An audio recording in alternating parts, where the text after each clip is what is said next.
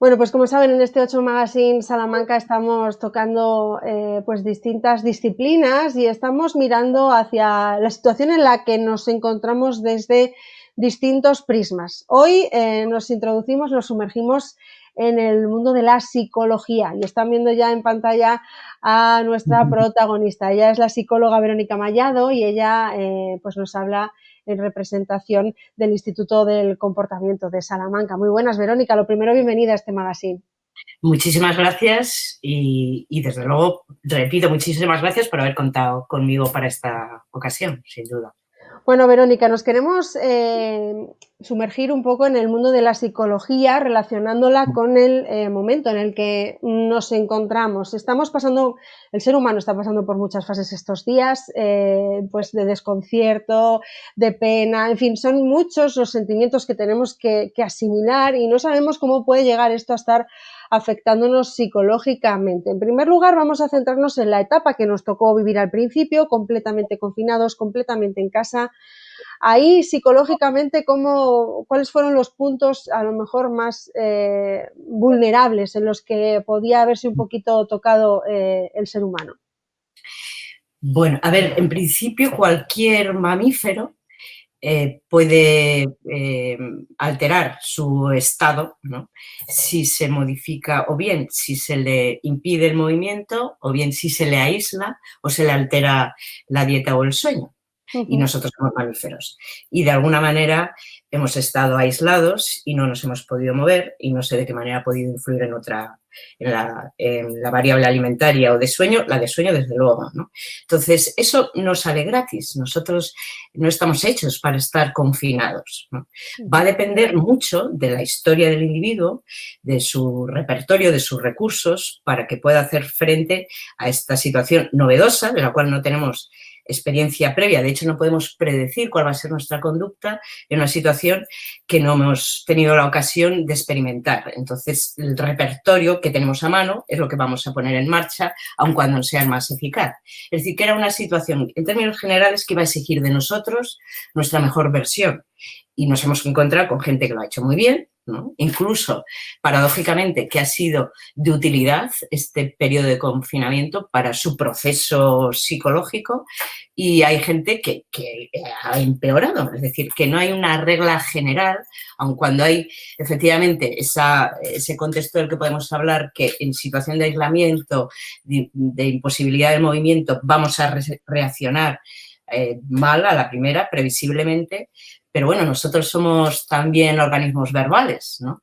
Entonces somos capaces de, por nuestras razones, dividir un país, hacer una guerra o tirarnos un avión bomba. Es decir, que esas mismas razones verbales se pueden convertir en poderosas razones para adaptarme lo mejor posible. O sea que ha habido variabilidad, ¿no? Pero sí es cierto que nos hemos encontrado con, porque es de lo que queremos hablar, de aquellas personas que no han gestionado bien el confinamiento y que ha traído pues, agravamiento de los problemas previos o incluso que han aparecido nuevos, vamos a llamar, síntomas preocupantes para las personas que lo estaban sufriendo. Sí, así ha sido. Ahí entiendo que habrán recurrido a vosotros. Y fíjate, Verónica, que después de escucharte me doy cuenta, es verdad, que desde fuera, desde la gente no profesional, hemos visto esta etapa como una etapa oscura, de estar encerrados, pero no había pensado en esa otra parte positiva que nos has comentado, y es cierto que reflexionando, pues puede que haya habido personas que durante este tiempo se hayan mimado, se hayan dedicado tiempo, que es algo que hoy en día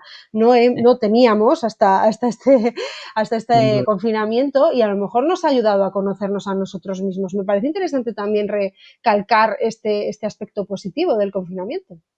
Sí, vamos a dejarlo ahí, ¿no? Como algo que poder mirar, no nos podemos olvidar las tragedias. Es decir, he visto gente que ha muerto algún familiar y no ha podido cerrar, no ha podido concluir, no ha podido hacer el duelo y se quedan atascados, ¿no? Eso también está ahí. O sea, ha sido un escenario suficientemente florido para poder dedicarle tiempo, ¿no? Pero efectivamente, con sorpresa, ha habido gente que ha reaccionado positivamente, o sea, que se ha sabido adaptar y ha mejorado su situación previa. Ujú. En sí. ese sentido, ahora que hablabas en el triste, en el de las pérdidas, pues bueno, nos ha tocado vivir unas muertes muy extrañas durante este tiempo. Si una muerte de Mm, por sí ya es difícil, en este tiempo no hemos podido decir un último adiós, no hemos podido acompañar en los hospitales, no hemos podido recibir el abrazo de muchos amigos y muchos tremendo. familiares que logran que esto sea un poquito más llevadero. Entiendo que ahí mucha gente ha recurrido a vosotros y no sé muy bien qué tipo de recomendaciones se le puede hacer a estas personas que no han podido llevar esa despedida de una manera tan natural como teníamos hasta ahora asumido. Por dónde se coge todo esto? ¿Por dónde empezamos a desgranar esos sentimientos para lograr encauzarlos correctamente? En principio hay que abrirse a ellos, ¿no? Quizá el pelear o el luchar con esa sensación de no me creo, no está pasando, el no poderse despedir, esa sensación de impotencia, de rabia, pues a lo mejor hay que darle paso, hacerle un hueco y que aquellas personas que están conmigo todavía, que siguen dentro de mi familia, tenga yo la ocasión de dar mi mejor versión en este terrible drama, ¿no?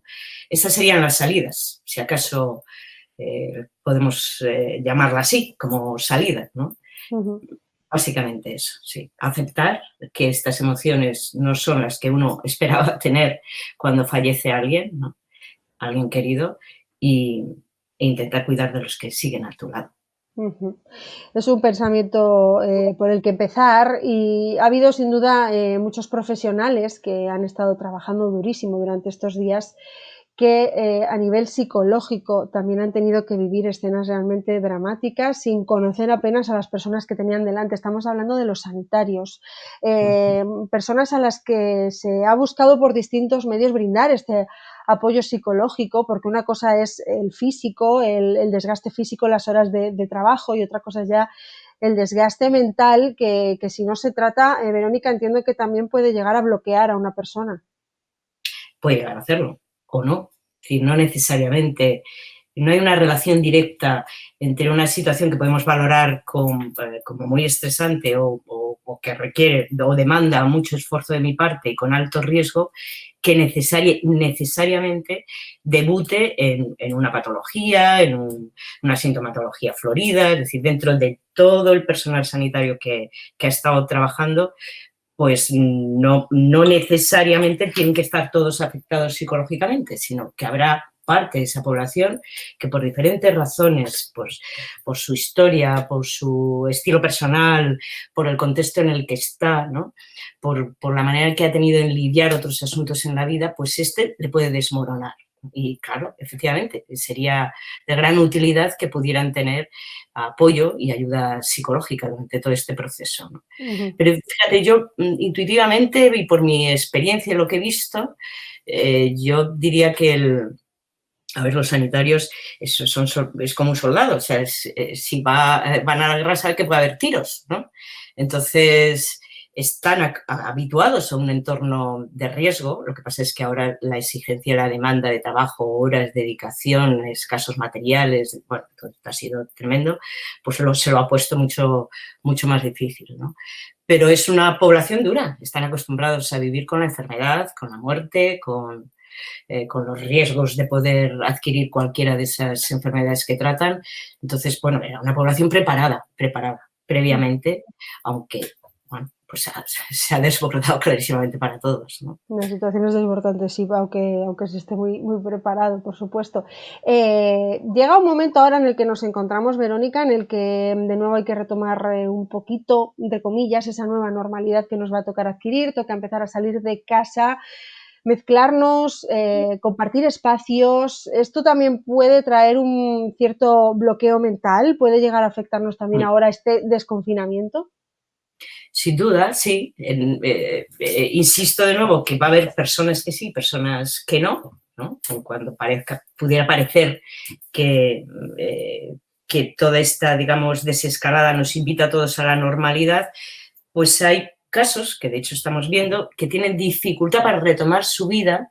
Es como si hubieran encontrado esa zona de confort, bueno, que es muy humano, o sea, que son fenómenos que se han dado a lo largo de la historia. El fenómeno del hospitalismo cuando ingresas a una niña con anorexia durante muchos días y suele responder muy bien y al final se adapta tanto que incluso le resulta difícil salir de ese entorno que en un principio podía resultar muy aversivo, y hay una infinidad de ejemplos, ¿no? Entonces, ese miedo a volver a encontrarme, al fin y al cabo, a ver, yo creo que algo que puede ayudar muchas veces, los problemas psicológicos están en la base de conductas de rumia, control, evitación, ¿no? Y se dan en escenarios con personas. O sea, los problemas los tenemos con personas, los tenemos en el trabajo, los tenemos con los amigos, los tenemos cuando desarrollamos cualquier actividad que implica necesariamente contacto social. Entonces, cuando no tenemos ese contacto social y los problemas se daban en el contacto social, volver a él vuelven los fantasmas. Y de alguna manera esa sensación de protección, de haber estado durante un tiempo sin tener ese malestar asociado a enfrentarme a situaciones con las que históricamente venía teniendo problemas, pues lo que nace de forma espontánea es no quiero volver. O sea, es el temor a encontrarme de nuevo, ¿no? Eso por un lado. Y por otro lado, personas que no tenían especialmente esos problemas a la hora de relacionarse o a la hora de trabajar, etcétera, sí que sienten una especie de temor difuso o de pereza o de desgana o de desidia para reanudar su vida con normalidad. Y bien, eso está pasando. Ese no es el problema sería que no lo hicieran.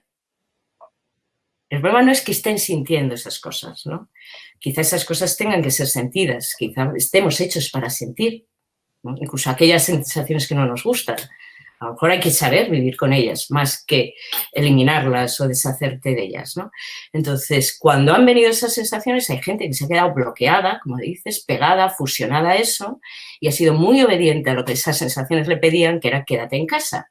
Y ha habido gente que, a pesar de esas sensaciones, pues ha elegido lo que realmente consideraba que podía dar algo de valor o nutrición a su vida, ¿no? Por decirlo así.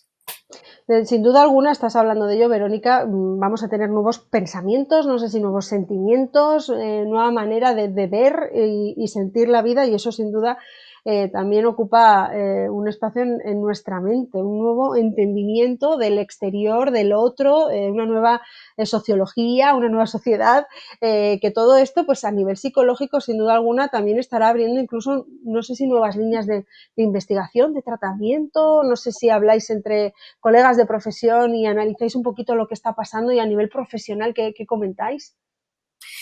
Pues algo que yo ya estoy experimentando como terapeuta en las consultas presenciales, que las tenemos que hacer siguiendo el protocolo de seguridad, entonces tenemos que tener cierta distancia, tenemos que ir con mascarillas, ¿no? Es que me estoy perdiendo cosas, porque el lenguaje no verbal no está ahí, es como hablar con alguien con un burka, los microgestos no puedes percibirlos y te dan muchísima información. Entonces, eso mismo que yo estoy sintiendo, pues nos va a pasar a la hora de salir al mundo y relacionarnos bien con personas más próximas o más lejanas. Por lo tanto, nuestra forma de relacionarnos, de comunicarnos, va a ser otra.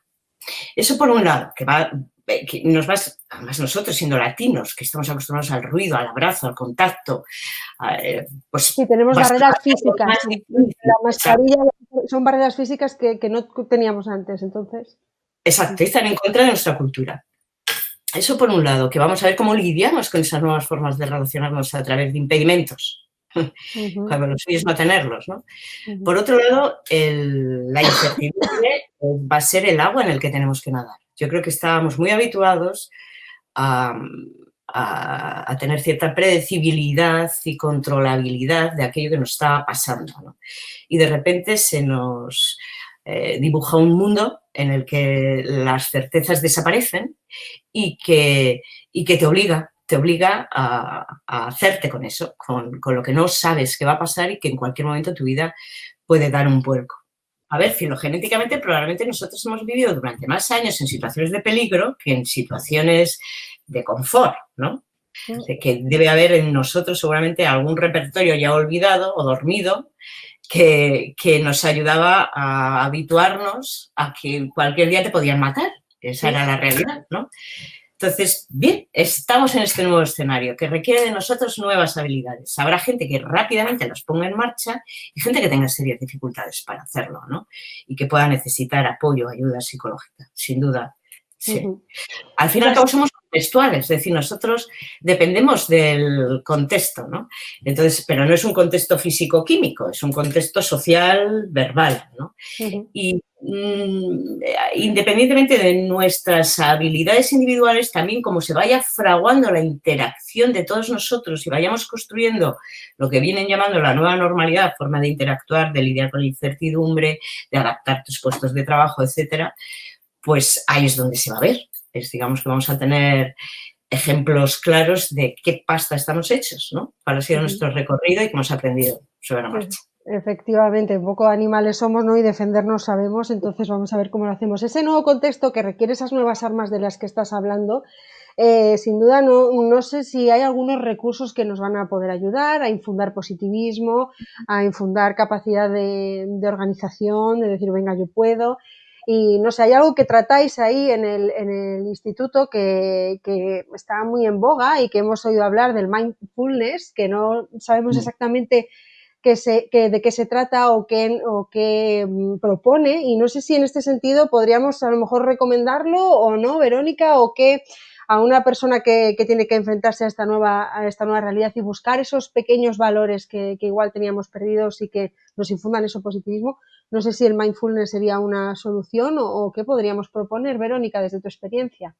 Sí, a ver, en principio el mindfulness es una técnica, no es un modelo, y es una técnica que ahora, pues como pasa en psicología, se pone de moda y entonces se convierte en el apellido de cualquier intervención, ¿no?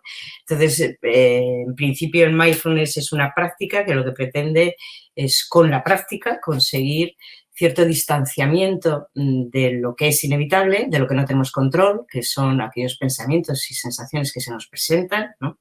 Entonces, ser capaz de distanciarle, tomar perspectiva, dejarlos ahí, no enredarte con ellos, no seguirlos, no obedecerlos y elegir tú dónde quieres poner tu atención, dónde quieres poner el foco, qué quieres hacer, ¿no? En el fondo es lo que pretende ejercicios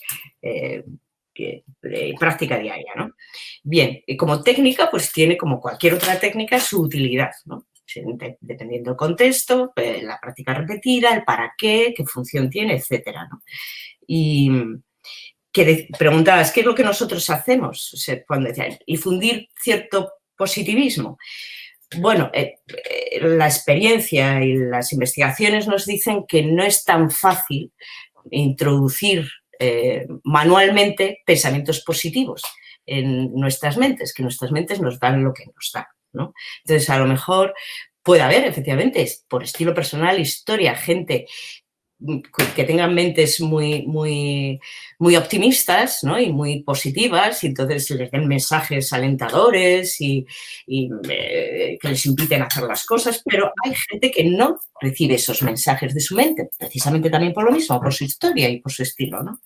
Y quizás lo que tenga que aprender no es a cambiar esos mensajes por otros, porque sabemos que no es posible, sino con esos mensajes ahí, crear suficiente espacio para que sea la persona la que lleve el mando y no esos mensajes los que tiren de él, ¿no? Y que sea esa persona la que elija qué es lo que quiere realmente cultivar en su vida, o sea, hacia dónde quiere dirigirse y en ese horizonte en qué quiere crecer, con mensajes de cualquier tipo o de cualquier naturaleza. Habrá veces que te diga a tu mente que no eres capaz, otras veces te va a decir que eso es muy difícil, que tú no puedes, que el otro sí, pero con eso ahí, elevarte por encima de eso y elegir y actuar en dirección a lo que te hace crecer. Bueno, pues da gusto escuchar a profesionales como Verónica, ¿verdad? Para intentar inculcarnos un poquito de orden y de calma en estos momentos tan desordenados y tan poco calmados. Así que, Verónica, te agradecemos muchísimo que nos hayas puesto algo de luz Gracias a vosotros, de verdad, de nuevo. en este magazine y, bueno, recomendarle a las personas que lo necesiten que acuden a auténticos profesionales como Verónica, que les intentarán ayudar lo máximo posible. Vosotros también estáis ahí en primera línea, Verónica, ayudándonos mucho estos días. Muchas gracias, de verdad. Elena, un abrazo fuerte. Un abrazo, Verónica, gracias. Hasta la próxima. Adiós.